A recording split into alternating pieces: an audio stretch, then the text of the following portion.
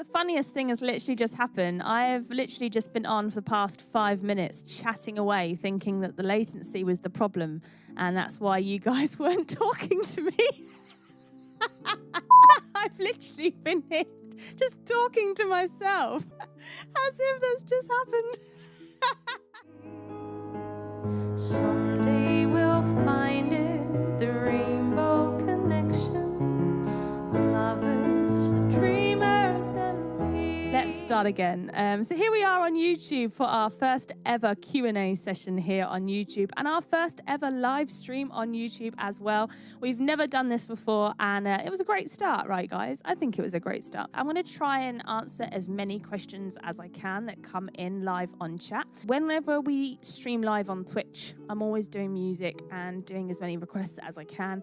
So I thought just dedicating one stream over here on YouTube for a Q&A for anyone that does have any questions for me, then I will literally you will have my undivided attention for the next couple of hours. I've got my cup of tea ready. So feel free to ask away, my friends.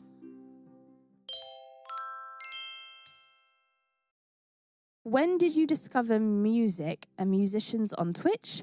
And how long did it take you to realize this is what you want to do yourself? So I very briefly touched on it in my video this time last week when I mentioned the kind of my journey and how I've started trying to become an online musician. This time last year, I was doing gigs where I was like, this is great, and I was really enjoying doing the gigs that I was doing, but I wasn't singing the songs I really wanted to sing. And I've been following a violinist on YouTube called Taylor Davis, and I've been following her for quite a few years on YouTube, and she's made a really, really successful career out of being an online musician. And then one day I got an email, or I found out somewhere about a course that she was creating and she had made for musicians that wanted to try and be an online musician. So I looked into that course a little bit more and I enrolled on it online. If it helps, after this video, I can pop the link to the course in the description of this video if you want. And it's an online course, but it's hours and hours and hours long. And she goes into so many different aspects of being an online musician. And one of them was Twitch. So kind of mentioned in the course, you kind of choose a main platform. You can choose YouTube, which is the route she went down as Taylor Davis on the violin. Or there was another website called Twitch. And I'd never heard of Twitch in my life. And it looked into Twitch and how it was different to YouTube. And they're two very, very different ways of being an online musician. Obviously, Twitch was live performance as opposed to more kind of produced videos and music videos on YouTube. And at first, I thought I was going to go down the YouTube route.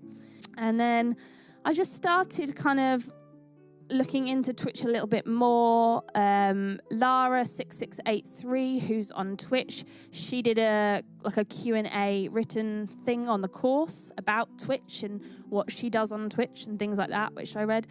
And then after a while, I just thought, this is probably it. What I was doing at that time, obviously performing live, I thought that I'd be a lot more comfortable doing live performances on Twitch than I was training myself up in something I'm not very good at, which is music video production and learning how to use cameras and video cameras and everything like that. Don't get me wrong though, Twitch, to start streaming on Twitch, you need to then learn all the setup and what you need to get for the setup and how you're going to use your audio. I'm a Mac user, so it was a bit of an eye-opener in terms of how you can stream using a Mac. It's a bit different to other things. But yeah, I'd say it took me probably a month or a couple of months to kind of get my head around Twitch, and I would go on and see other musicians and watch what they're doing, what they're using for example, like their song list and stuff.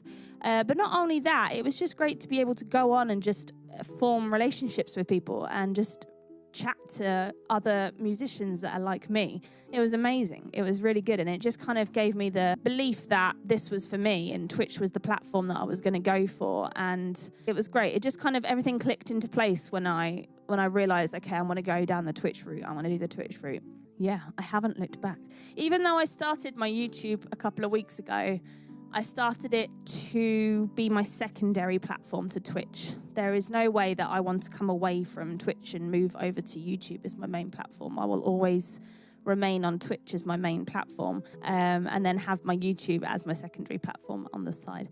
But hopefully that answered your question and that wasn't too confusing for you. I know I gabble on a little bit too much sometimes.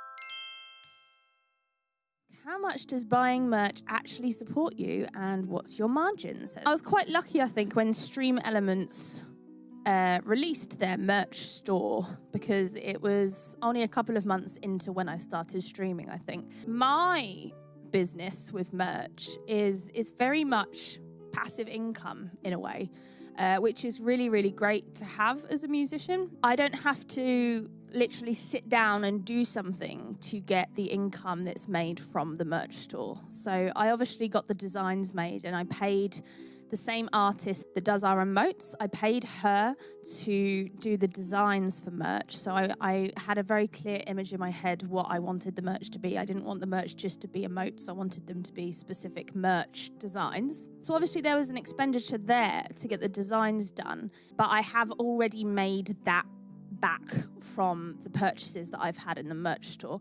I haven't had that many purchases in the merch store, and the margins are very, very high in regards to what Stream Elements gets and what I get. The way I see it is, well, I've made back the money that I've spent to get the designs done, broke even in that respect. Anything now that gets purchased from my merch store is extra passive income for me, which I'm really, really grateful for, because it's great to have, and it's good. You know, the merch is there, it's done, it's been designed. I don't have to do anything more for it, and people can purchase it. And when they do, that's income that I wouldn't necessarily have had otherwise. So it's great as a passive income. Punk says, I'd say more gamers know about Twitch, musicians not known in that spectrum of performers, at least in Sweden. Yes, Rob agrees with Kaiwano as well. Us here right now are in that bubble, but Twitch still is a niche, really, compared to other social media platforms. Shock the Toe says, I knew of Twitch, but thought it was 100% gaming and mostly esports. Only last September did I find out it was so much more. I think people are starting to discover Twitch more now due to the COVID crisis. I think people are discovering it a bit more. For example, Tracy Chan has come over from Spotify over to Twitch Music now, and that's when they've now put the music next to esports, haven't they, on the Twitch front page. I think it'll become more well known this year, especially due to COVID. I think we're seeing a lot more streamers come over. Musicians at the moment, because there's no gigs, are obviously looking into a bit more onto how to do stuff online. I mean, a lot of the people I know that are musicians in my industry are streaming on Facebook and things, and I'm sure that works. You know, they've set up a PayPal account and they ask people to donate to their PayPal, and they stream on Facebook, and that's fine until gigs are back up and running, and then they'll return back to gigs. Because a lot of people I know that I've worked with in the past, and I had this conversation actually with someone not too long ago, and she's a singer like me, she's a good friend. She loves the buzz that she gets from performing on stage, the applause that she gets, and she can hear it and she can see people. Her worst nightmare is sitting in a room and performing with no one actually in front of you. She needs that kind of buzz and that room atmosphere and that feel that she gets from performing live on stage. Whereas I was like, no. She was like, don't you miss like the buzz you get? I need the buzz and the band. And I was like, no, I don't. This is what I prefer to do. This is my preferred thing, and I love doing this. This is great.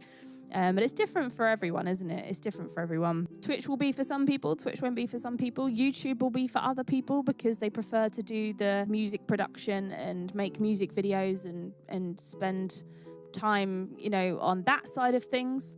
Or if you're into live performing, but you don't necessarily need the buzz of an audience there and stuff, then Twitch is just a really great platform to be on. And it's perfect for me and what I want to do anyway. What did Mr. Nerdy say when you told him you'll sit at home all day and stream music on Twitch? The funniest thing about your question is I think he finds it funny telling people what I do. I've heard him say to people on his conference calls, like, oh, when they've asked like how I am, oh, how's Kate and stuff. He's like, oh, yeah, she's good. Yeah, she locks herself in the spare room, shuts the door, streams live online, and then comes out and have made money. Which obviously sounds awful to a lot of people that don't understand Twitch. Says, when did you decide that you wanted to pursue music as a career? I think I was about 7 years old, and I went to a holiday park in the UK, and I saw the singers up on stage doing their thing on stage, and I remember looking over at my uncle who I was there with, and I said, that's what I'm going to do when I'm older. And I think he just laughed it off, because I was like a 7-year-old, you know. And I was like, that's what I'm going to do. That's what I'm going to do. And when I was 7, I started learning the violin. And I started learning the piano for a little bit as well. I learned classical piano for about a year, I think it was. And then when I was 16, I didn't want to be a classical musician. And I just enjoyed singing. But I'd never done singing as a thing. So when I went to college and I took music A-level, everyone was expecting me to do my practical exam on the violin. And I said, no, I'm going to sing. So one of the singers chose German arias. So she sang German arias. Another singer chose classical. And I just rocked up and I just went, I'm going to sing songs from movies. That's a true story. I did that. I was 17 at the time, and I said, I'm going to sing songs from movies for my A-level practical exam. And I did. And some of those songs that I sung for my A-level music are in my song list now.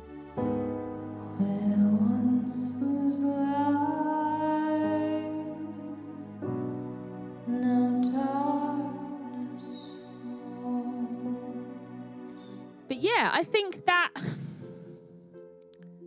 kind of gave me the belief that I could do it and not necessarily have to have years and years and years training in singing, which I'd had for the violin. I could just say, no, I don't want to do that. I want to sing. And that's when I then, I guess, ended up being a singer for the rest of my life. And here we are. Here we are, everyone. How did you come to know our lovely mods? Did anyone take persuasion, or was it easy peasy to get the mods? I captured them with a net.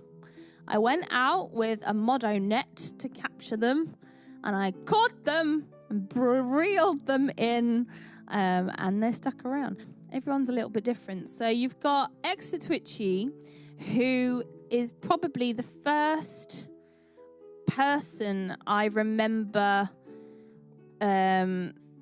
thinking I need to ask Extra Twitchy if he'll be my mod, because Extra Twitchy was one of the people that was in the lovely Sani Mayer's channel over on Twitch, who is an amazing streamer and is a very beautiful singer all the way from Finland, and was one of the streamers that I mentioned earlier that I would go in and watch and have a connection with them and have a connection with the people in chat. And Extra Twitchy was one of those people that was already modding for Sani at the time, and was one of the people that really kind of encouraged me and made me believe that Twitch was for me, because at that point I was literally just kind of going over to Twitch to see what it was all about, whether or not I thought I'd be able to do it or not, if the communities were going to be nice.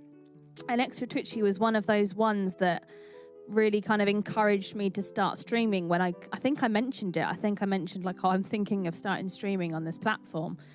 And Extra Twitchy was one of those people that was like, yes, absolutely, do it. And I think Extra Twitchy was following my channel before. I think I had something like 20 followers before I started streaming. That's a true story. That's actually a true story. It was great, and it gave me that kind of push and things like that. I think it was about a week in to streaming, and we were getting raids. We were getting some awesome raids from people because I'd already been on Twitch and I'd been into people's channels, and I'd kind of made a connection with communities on Twitch. I guess when I started streaming, some streamers kind of knew me already from their chat, so they would raid me, and I was getting more viewers than I was expecting to get in the first week. So I thought, oh wow, okay, I do actually need some mods, because if we're going to keep getting raids, which wasn't expected, I need some mods. So I'd already thought about asking Twitchy, so I asked Twitchy. Michael249 obviously was already modding over in Sanny's as well, and that's where I knew Michael from. I remember Michael writing somewhere in Twitch chat something along the lines of things that I needed to become an affiliate. And I think that was the point where I knew that I was going to ask Michael to be a mod, because he was already trying to help the channel and get me to affiliate, which was so awesome. And I was just like, oh yes, that's amazing. And then obviously Mr. Winged Daedalus. And I think I asked Winged Daedalus. Winged Daedalus was a very, very active member in chat for the first week or whatever it was. And I just thought, yeah, I'd love Winged Daedalus to be a mod as well. So I ended up with 3 lovely moddos to moderate the chat, and I think I can agree with me, my good friends. They are splendid moddos. I couldn't have had better mods. Now we've hit 2,000 followers. I kind of thought it was probably time, because our viewer numbers are going up, so our concurrent viewer numbers are starting to go up. So when we reached 2,000, I decided to ask 2 more moddos to join the ranks. And if you came to Monday's stream, you would have seen the knighthood of Mr. Cyborg Noise, aka Beep Mod, who is one of our most active members in the community and chat, is a great supporter of the channel, and was already kind of helping the mods anyway, in terms of when we had raids, he was guiding people to the song list and stuff, so that was a no-brainer to ask Cyborg Noise to be one of our lovely moddos for the 2K. And then Shock of the Toasteth was also really active, and also in, the majority of the streams, Shocketh was always there. And they're great. And you know what? There's so much behind the scenes stuff that you guys don't see. And there's a lot of things that go on in the mod Discord that is obviously just where the mods hang out in Discord. I'll go on and be like, how do I do this? Do you know how to do this? I don't know how to do this.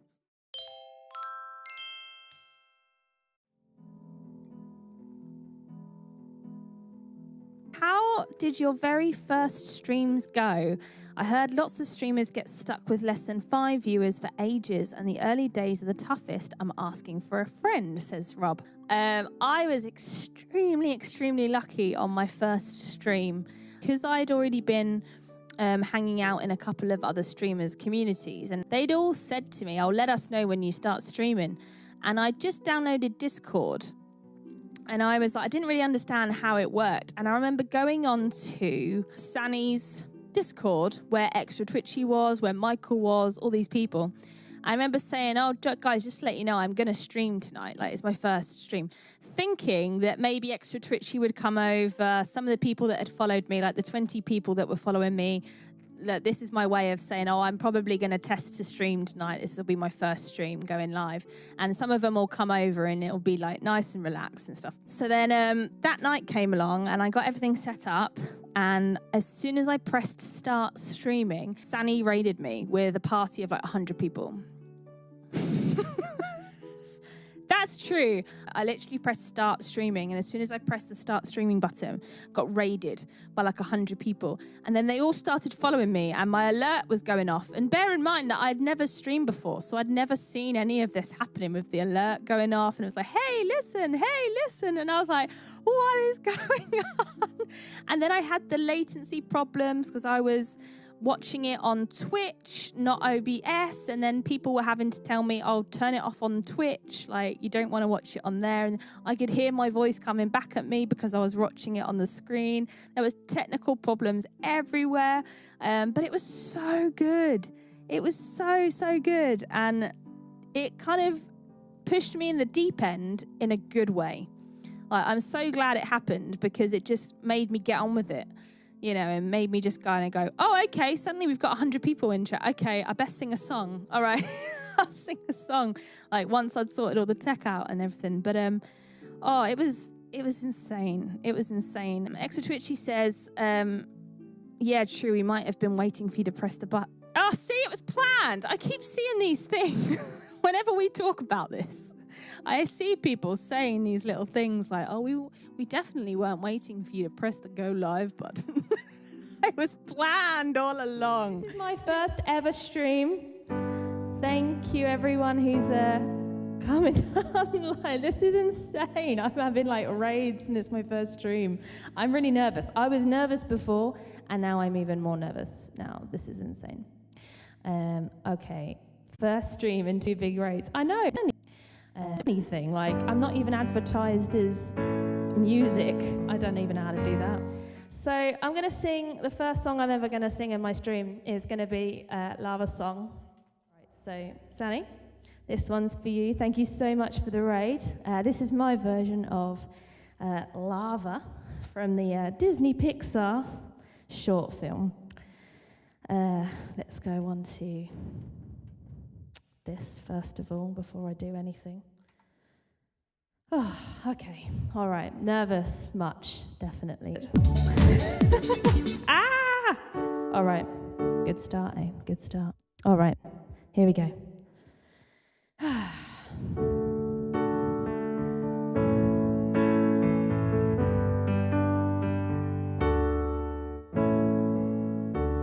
Long, long time ago, there was a volcano living on the middle of the sea. He sat above his bay, watching all the couples play and wishing that he had someone to. Nerves are good, I think, sometimes. Nerves can be good. It's a good thing.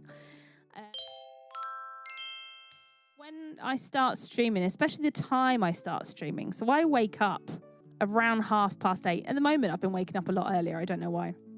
But I'd normally wake up around 8:30. I'd have a cup of tea. And then about 9:30, I'll come up and I'll start setting up everything and getting things ready and doing the stream title and doing the background and all this lot. Because funny enough, this isn't always here. This is a removable thing behind me.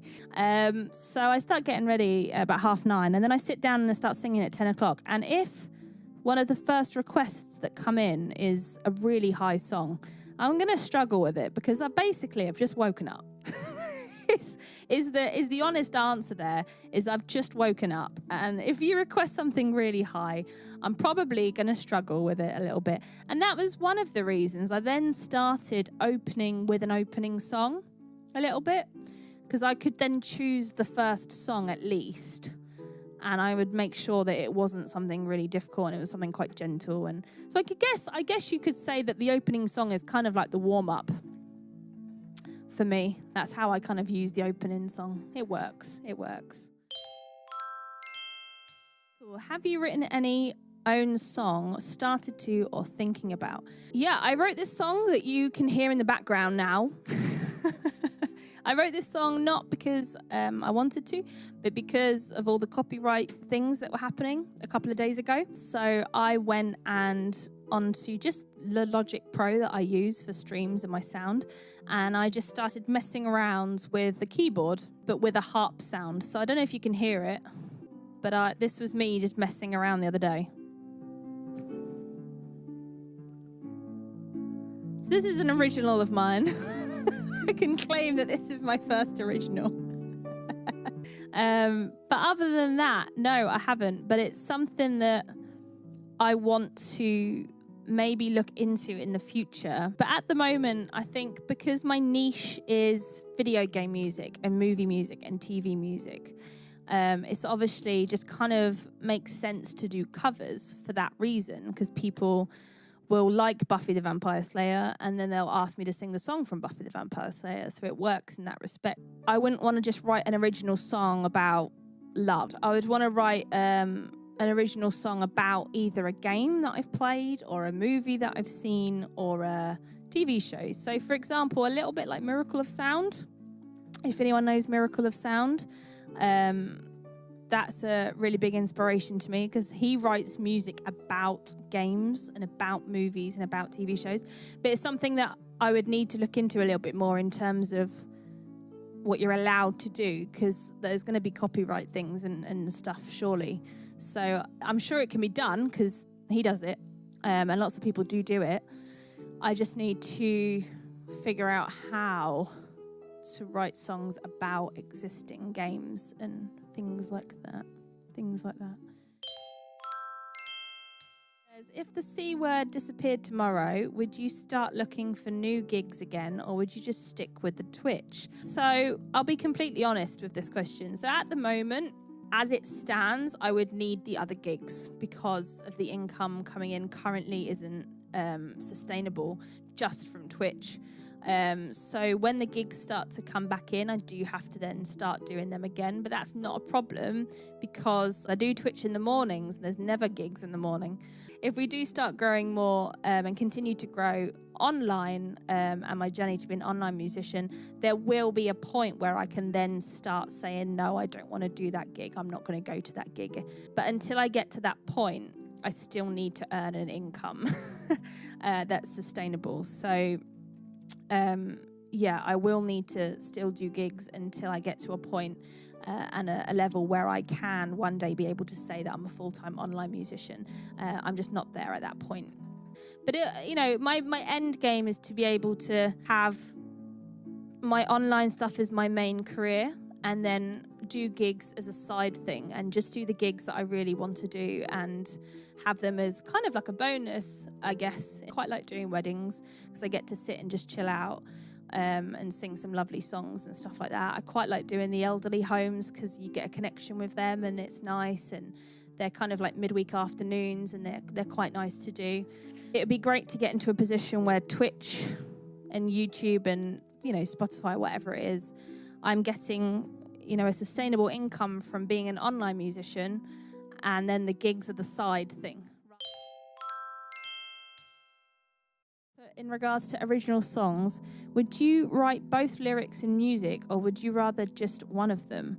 I think I'd do both, because I like the idea of understanding music production a little bit better. I have Logic Pro X, which I use for my streaming audio, but obviously with Logic Pro X, you've got the ability to do actual full-on music production. So for example, Taylor Davis, who did the course that I enrolled on, she literally does everything herself. So she's got Logic Pro X and she's trained herself in music production, and she basically records her entire album and does it all herself. So that's pretty inspiring and is something maybe that I can aim for. And I mean, that not just for original songs, but that's also for covers as well. So if I was to release a cover song on Spotify, I would want it to have some other instruments in it as well, not just me and the piano. And that's something that I want to train myself in regards to sample instruments and things on the track that I can perhaps put together to make my cover releases that go onto Spotify and things. So what you'll find on Spotify and Apple Music won't be what you hear on Twitch. It'll be a little bit more music produced and have a couple more instruments on it and stuff, which is awesome because it means that you can hear kind of a different take on the song. Is cosplay something you've been interested in the past, or is it something you've started doing specifically for stream? Specifically for stream. I've never done cosplay before, ever. And I still don't really think of it as cosplay. I kind of think of it as just trying to dress up a little bit more in theme as to what I'm doing. I like dressing up. I think it's fun. When I start producing a little bit more produced videos on YouTube is maybe something that I'll look into in the future. I think then I will probably start wearing things that are a little bit more of a nod to where the song comes from, rather than trying to make myself look like Aerith or trying to make myself look like Sally from The Nightmare Before Christmas. That's fun and that's great to do on Twitch, and I really enjoy doing that. And at the moment with YouTube, I just feel like it just brings that little extra bit of fun to the videos. What will become of my dear friend? Where will his actions lead us then? I don't know. You tell me what you guys think about the cosplay stuff and if you enjoy it or not and things like that. Trollmod, what is the answer to the big question about life, universe, and everything? Meaning of life is the number 42. There you go. 42, Michael. Hi guys, thank you so much for watching the edit I did of our live Q&A session live here on YouTube in June. If there's something that I didn't cover and you really want to ask me, then please feel free to leave it in the comments below this section. I'm always looking for new ideas as to what to make new videos for, to talk about my journey to become an independent online musician. So if you have any suggestions or any questions, then please just pop them in the comments below. You can also catch me live on Twitch Monday to Friday at 10 a.m. BST. Other than Fridays, I'm on at midday. So either pop over to Twitch, come and have a chat with me live there, or leave your comments down in the comments below. But if you enjoyed it and you are interested in what I'm up to and my journey, then please consider subscribing, and I will see you in my next video. Bye.